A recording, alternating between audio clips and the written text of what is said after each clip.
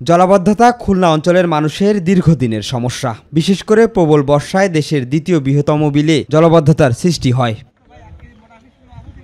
বিল ডাকাতিয়া সহ খুলনা জেলার ডুমুরিয়া ও ফুলতলার মানুষ হয়ে পড়ে জলমগ্ন। জলাবদ্ধতা নিরসনে পানি উন্নয়ন বোর্ড বিভিন্ন প্রকল্প গ্রহণ করলেও কার্যত ওই এলাকার মানুষের কোনো উপকারে আসেনি। একদিকে বিল জলাবদ্ধতা, অপরদিকে বিলের বাইরে নদী ভরাট হয়ে যাওয়ায় আরো ভোগান্তিতে মানুষ।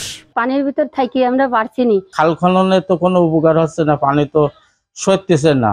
আমরা কোনো সুযোগ সুবিধা পাইনি, ফসল হয়নি।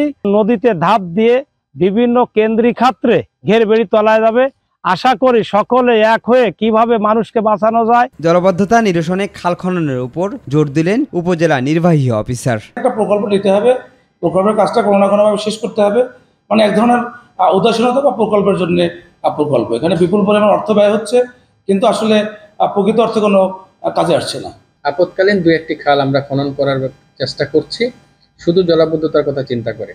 এক্ষেত্রে সকলের প্রতি এই কাজগুলো বাস্তবায়নের ক্ষেত্রে যারাই জড়িত আছেন, সরকারের বা বেসরকারি পর্যায়ে যে বাজেট আছে, সেই বাজেট এবং যথাযথ যেই এস্টিমেট আছে সেটি অনুসরণ করে যেন যথাযথভাবে খালগুলো খনন করা হয়। এদিকে খাল খনন কার্যক্রমের সর্বশেষ তথ্য তুলে ধরেন পানি উন্নয়ন বোর্ডের নির্বাহী প্রকৌশলী। গত বছর যখন অতিরিক্ত বৃষ্টি হয় তখন আমাদের যে এখান থেকে পানি বের হওয়ার যে মেন যে চ্যানেলটা ছিল শৈলমারি, এই শৈলমারি আপে এবং ডাউনে আমরা তাৎক্ষণিকভাবে এমপিভি এক্সকাভেটর দিয়ে খনন করে পানি সরানোর ব্যবস্থা করি।